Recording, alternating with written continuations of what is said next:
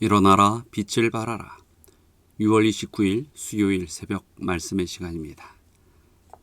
오늘도 우리 서울중앙 가족 여러분 믿음으로 승리하는 하루가 되시기를 바랍니다.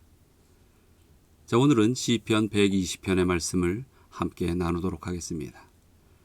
먼저 1절부터 7절까지의 말씀입니다.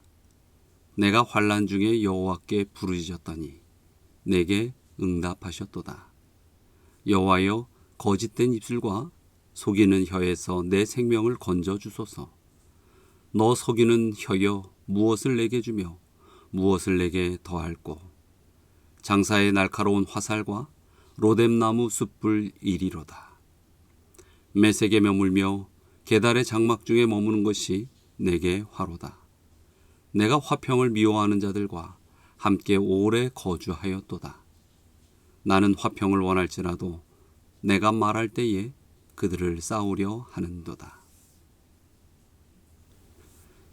시편 120편은 성전에 올라가면서 불렀던 노래입니다. 이 노래를 보면 탄식과 감사가 함께 나와 있습니다. 1절에서 시인은 자기가 환난 중에 탄식할 수밖에 없는 그 형편에 처해 있음을 고백하지요. 특히 1절에 언급된 이 환난은 히브리어로 짜라라는 단어로 쓰여 있는데 이것은 원수로 인하여 겪는 고통을 뜻하는 것입니다. 시인은 1절에서 환난으로 인해 하나님께 부르짖었고 또 그분께서 응답해 주셨다고 고백합니다. 환난은 그 자체가 하나님으로부터 나오는 것은 아니지만 때로는 섭리 가운데 우리에게 허락되기도 합니다. 그리고 그 환난은 하나님의 자녀를 하나님 앞으로 나오게 이끌고 하나님께 부르짖게 합니다. 내가 환난 중에라는 이 시인의 고백처럼 그리스도인의 삶 속에서도 위기가 찾아옵니다. 그러므로 그리스도인에게 진정한 축복은 환난을 겪지 않는 것이 아니라 어떤 환난을 겪더라도 하나님께 나아가서 기도할 수 있다는 것입니다. 그리고 환난 중에 하나님께서 우리와 함께 하신다는 그러한 것이죠. 또한 우리가 하나님께 모든 것을 아뢰면 그분께서 놀라운 섭리로 응답하신다는 그러한 사실입니다. 2절에서 시인은 자기가 겪은 환난의 원인이 거짓된 입술과 속이는 혀 때문이라고 말합니다. 때로는 우리는 이 땅에서 건강, 재물, 교육, 취업 등등의 이 문제로 어려움을 겪습니다. 하지만 다른 사람들이 악한 뜻을 가지고 고의적으로 하는 거짓과 오해로 인해 어려움을 겪으면 이런 고통이야말로 정말 죽기만큼 힘이 들지요. 120편의 이 시인이 당하는 환난은 그와 같은 거짓된 입술과 속이는 혀로 인한 그러한 고통이었습니다. 사실 인류의 역사를 되돌아보면 권력이 횡포를 부리기 시작하면 진실을 말하는 사람보다 권력자에게 비위를 맞추는 사람이 득세하는 경우가 많았습니다. 그야말로 거짓을 말하고 사악한 행위를 일삼는 사람이 득세하는 경우가 많았습니다. 왜냐하면 옳지 못한 권력일수록 거짓과 속임수 없이는 한시도 지탱하기가 어렵기 때문입니다. 그러다 보니 시편 120편의 시인은 아무런 이유도 없이 억울하게 중상과 모략과 거짓 때문에 환난을 겪을 수밖에 없었습니다. 특히 2절의 시인은 하나님께 자기의 생명을 건져달라고 간구하고 있지요. 자기가 당하는 환난이 그만큼 위협적이고 견디기 힘든 고통이었기 때문입니다. 여기서 구체적인 인물을 생각해 보면 다윗은 그의 사랑하는 아들 압살롬과 가장 믿었던 그의 신하들에게 속임을 당했습니다.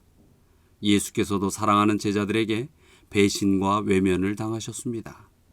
누구나 배신을 당하고 속임을 당하면 억울하고 고통스럽지만 특별히 믿었던 사람들에게 당하는 그 속임과 배신은 더욱 견디기 힘이 들지요.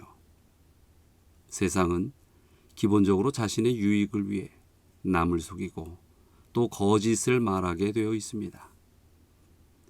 그래서 4절에 보면 시인은 자기가 겪는 고통에 대하여 장사의 날카로운 화살과 로뎀나무 숯불 이로라 이렇게 표현했습니다. 힘센 장사가 쏜 화살은 얼마나 힘차게 날아가겠습니까?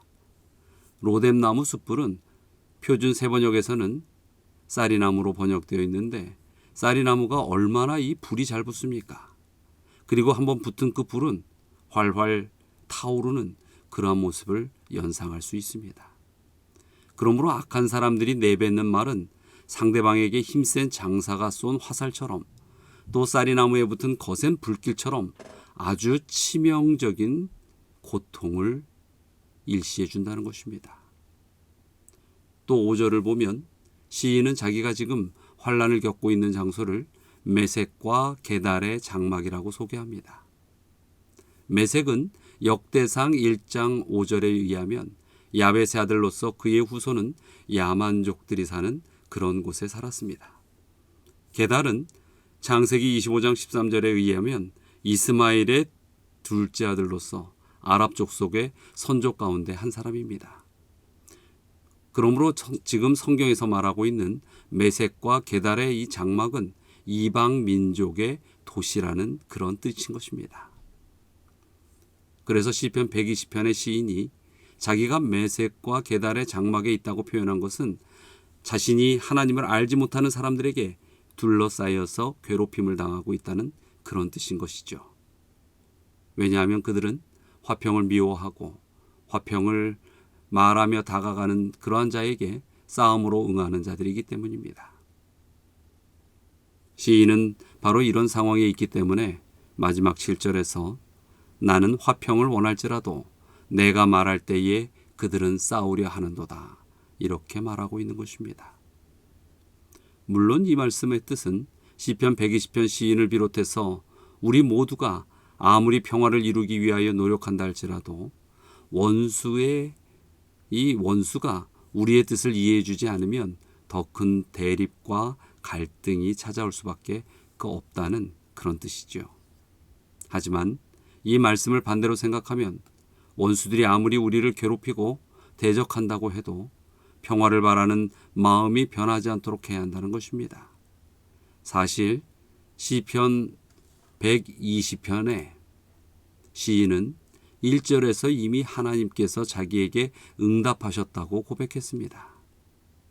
그런데 그 다음 계속되는 말씀을 보면 시인은 하나님께서 어떻게 응답하셨는지에 대해서는 더 이상 밝히지 않고 자기가 겪는 환난의 상황만 소개할 뿐입니다. 과연 그 이유가 무엇일까요? 한마디로 이야기하면 이것이 바로 그리스도인의 삶이기 때문이고 그리스도인의 삶의 자리가 바로 이렇게 환난이 끊이지 않는 곳이기 때문입니다. 그러므로 우리 그리스도인들에게 복된 삶은 무조건 아무런 환난과 고통이 없는 삶이 아니라 내가 누구와 동행하고 있는지 누구를 찾아야 하는지를 바로 알아서 환난과 고통 중에도 하나님과 동행하고 하나님을 찾는 그런 삶입니다. 시편 120편의 표제가 성전에 올라가는 노래라고 했습니다. 성전에 올라가는 사람은 과연 어떤 사람일까요? 힘들고 지치고 낙심되어도 하나님께서 주신 이 현실을 외면하지 않는 그런 사람들입니다. 비록 지금은 메색과 게달의 장막 같은 이방 도시에 살고 있지만 그런 중에도 하나님께 소망을 두고 또 모든 것이 바로 되는 날을 기대하며 살아가는 그런 사람들입니다. 오늘 우리 역시 거짓된 입술과 속이는 혀가 가득한 이 세상에서 환난과 고통을 겪을 때가 참 많이 있습니다. 하지만 이런 중에도 시편 120편의 시인처럼 성전으로 올라가는 믿음의 삶으로 하나님을 찾고 또 화평을 말하는 그런 그리스도인들이 되면 참 좋겠습니다. 예수님은 우리에게 이와 같은 본을 보여주셨습니다. 적대자들은 예수를 방해하고 괴롭히는 데 혈안이 되어 있습니다. 그리고는 결국 십자가에 못 박아 죽였던 것이죠. 하지만 예수께서는 아무리 억울하고 부당한 일을 당해도 이 땅에 오신 그 목적을 잊지 않으셨습니다. 그 목적은 바로 우리 인간을 구원하고 이 세상에 참된 평화를 이루는 그것이었죠. 이 목적을 위하여 십자가에 달려 돌아가시는 일도 마다하지 않으신 것입니다. 우리 역시 주님을 본받아야 합니다. 그래서 어떤 형편에서도 평화를 위한 삶을 살 수 있게 되어야 할 것입니다. 어느 누가 대적한다고 해도 평화를 소망하는 마음으로 그 소망하는 평화를 이루기 위하여 애쓰며 또 힘쓰는 우리 모두가 되기를 간절히 바랍니다. 하나님께서 여러분에게 그 힘을 주시고 함께하여 주실 것입니다.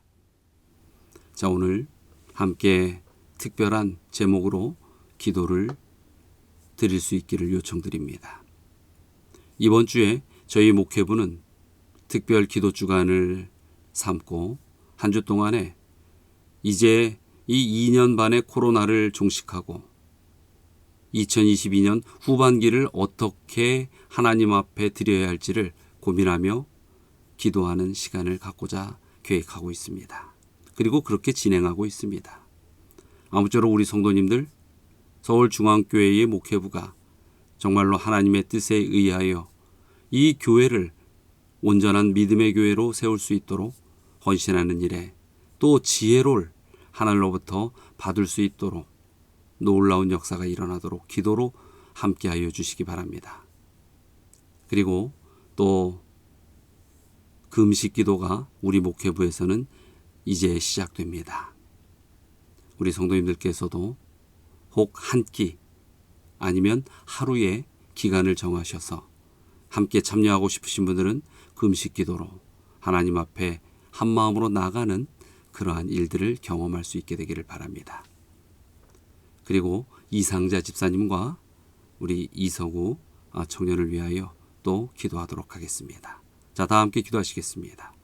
사랑과 은혜가 많으신 하나님, 지난 2년 6개월 동안의 이 코로나의 어려운 상황 속에서도 주님께서 저희를 끝까지 지키시고 또 이 교회를 온전히 주님의 터로 삼아주시고 주의 복음의 빛이 꺼지지 않도록 지켜주셨사오니 그 은혜를 감사드립니다. 이제는 이 2022년도도 어느덧 6개월의 시간이 지나가고 있습니다. 남은 6개월의 시간을 다시 한번 하나님 앞에 지혜를 얻고 주의 뜻에 의하여 우리 모든 교회와 성도가 살아갈 수 있는 길을 찾고자 합니다. 주님이시여, 이 한 주간 더욱더 강력한 성령의 능력을 부어주시고 또 주님 앞에 기도하는 우리 목회자들에게 능력을 더하여 주시옵소서. 그리고 이상자 집사님, 또 주님의 사랑하는 이서구 주님의 아들 기억하여 주시고 그 생애에 항상 주께 영광 돌릴 수 있는 믿음의 삶이 되도록 축복하여 주시옵소서. 오늘 하루의 생애 속에서도 주께서 분명 함께하여 주시리라 믿고 모든 것을 의지하오며 예수 그리스도의 이름으로 기도드리옵나이다.